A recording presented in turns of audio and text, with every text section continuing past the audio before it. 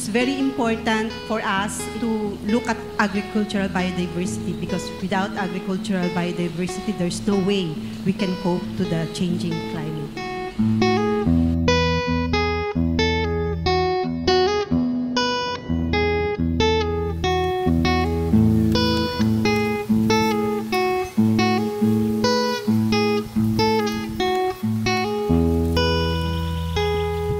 All aspects of food security are potentially affected by climate change.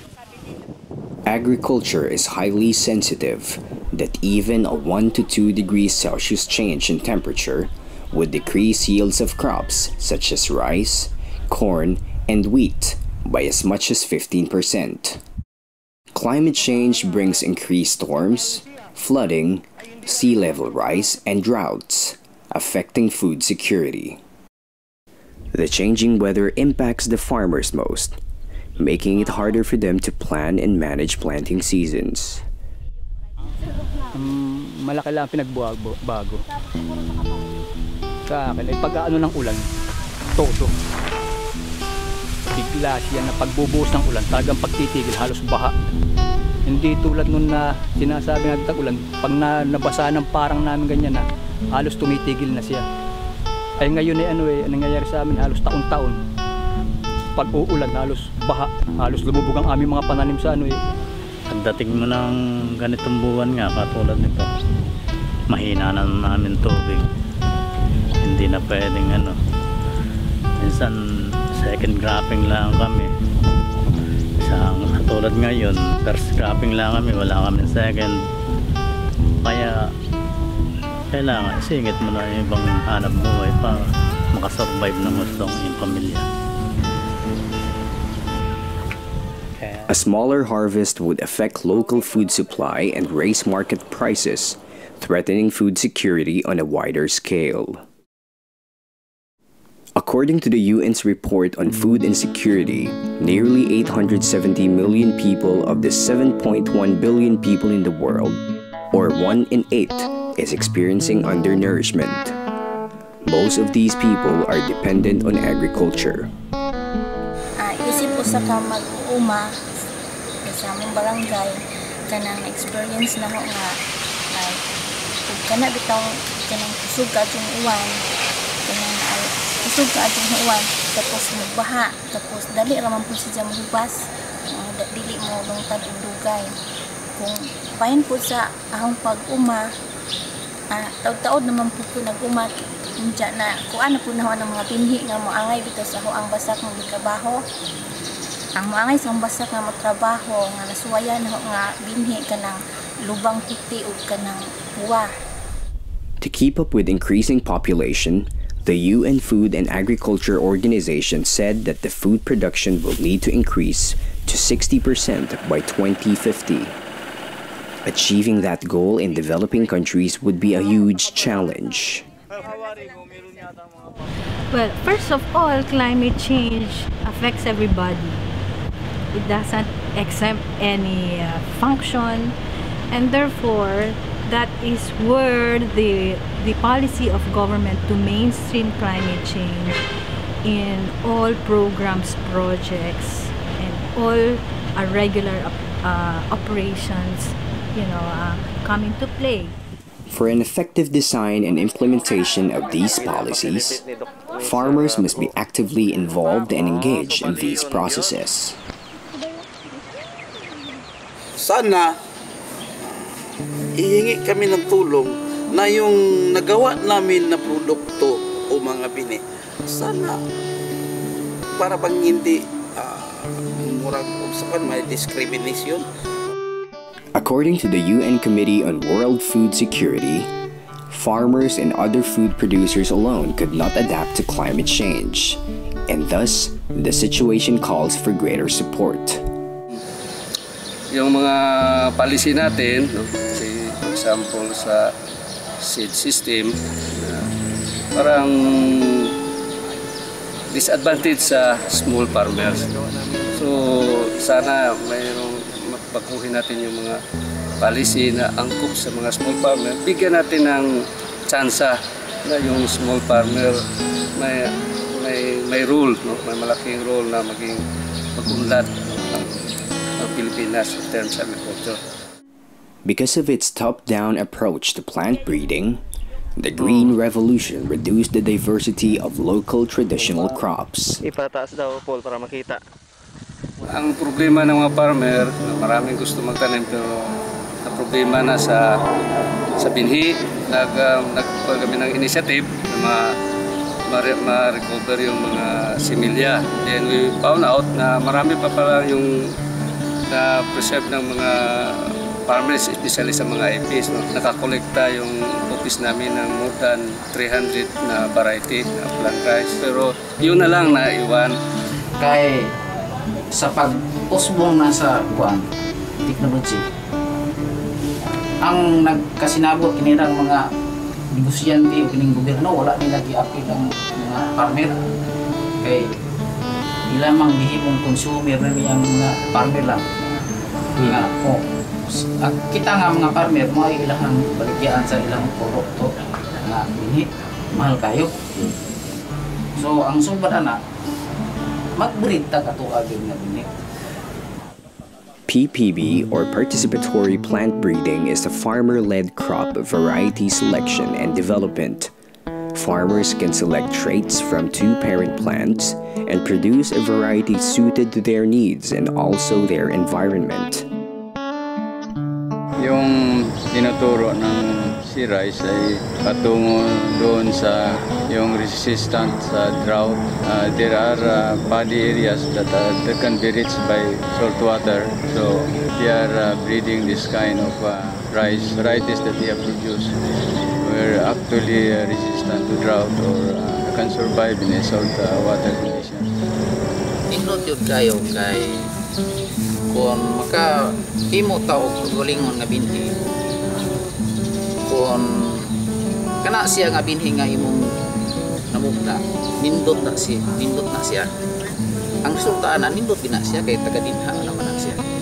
Naka-adapt naman na siya sa palibot kay nagtubo man na siya nga binhi dihara.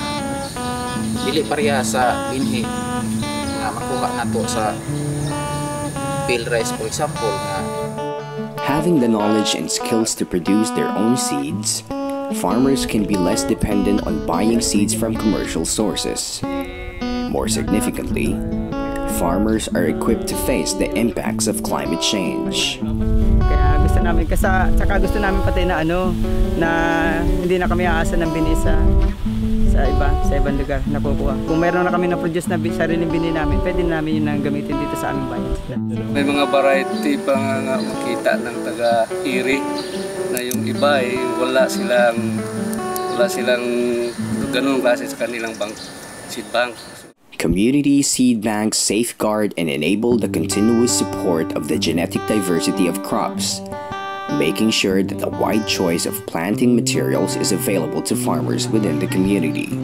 The seeds placed in seed banks are products of farmers' acquired skills in selection and handling, with no formal quality control.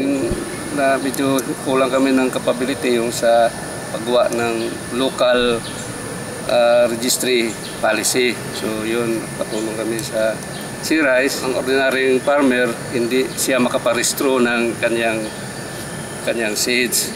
So sa na lang, kahit na sa local na lang, no, sa barangay level, sa municipal level, na yung variety o yung cultivars na sa kanya, ibigay ang rice na sa kanyang may-ari yun.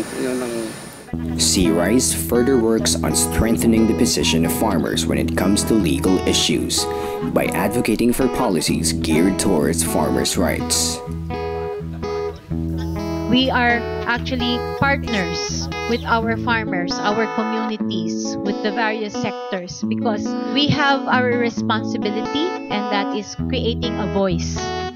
And because not all farmers' voices will be heard. So when we look at the road to climate change, it becomes a bigger challenge. Cambodia, Laos, Thailand, Myanmar, Bhutan, and the Philippines are already approaching critical levels of heat stress during the susceptible stages of the rice plant. Sea Rice works in partnership with these countries which face the same challenges of climate change. So I think now we have to make it really happen, not just the meetings together, but take it to the field. One area that we see is also because this climate change, we've been discussing this for quite some time now. One problem has been, as we are experiencing, it has not been fully integrated in many countries, or rather it has not been fully mainstreamed. We continue with the conventional planning and implementation the way we used to practice before.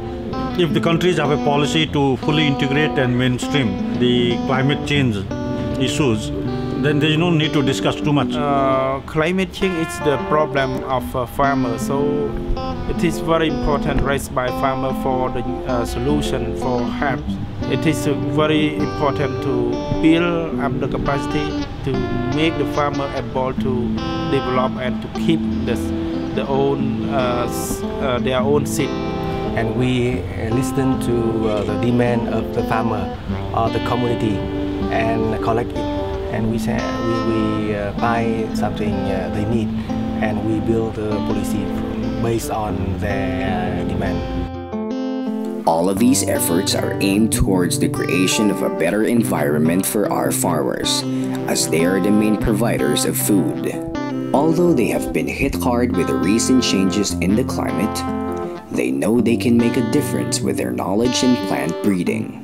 And they know they are not alone as they work together with the national government, the local government, civil societies, and Sea Rice in facing this challenge in attaining food security.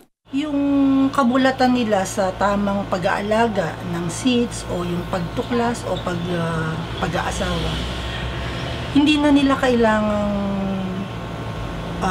maghanap pa ng mga binhing pinamimigay.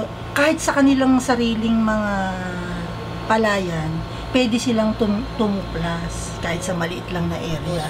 So with the experience sa Sea Rice, so nagsige po sila o himo na po sa ilahang, develop na po sa ilahang plant varieties. So nas like gusto ba nga ang kaning particular characteristic ma-appeal unta po sa kani. So they would like ka ma-combine pa. So mao nang ginas na nga pwede ta mag-combine with katong plant breeding. So mao nang come up po aside from siguro adapting the climate. So gusto sila ba nga unsay outstanding characteristics sa lain-lain nga varieties ma-combine and then come up with their own variety nga mapangan po sa ilahang.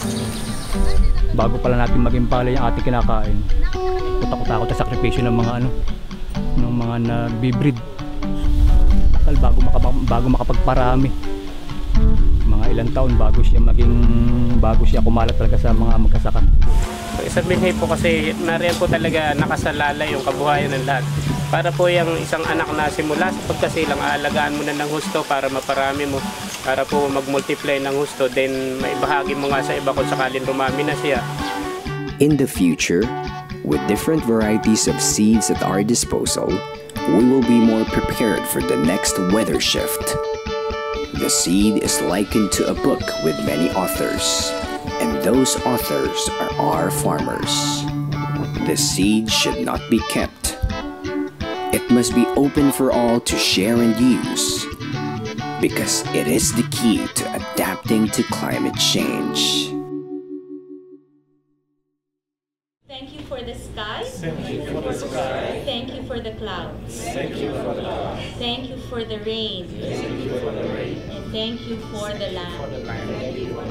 Thank you for the mountains. Thank you for the mountains. Thank you for the rivers. Thank you for the rivers. And thank you for the sea. Thank you for the sea. Thank you for the animals. Thank you for the animals. Thank you for the fish. Thank you for the fish. And thank you for the rice fields. Thank you for the rice fields. Thank you. Thank you. Thank you. Thank you.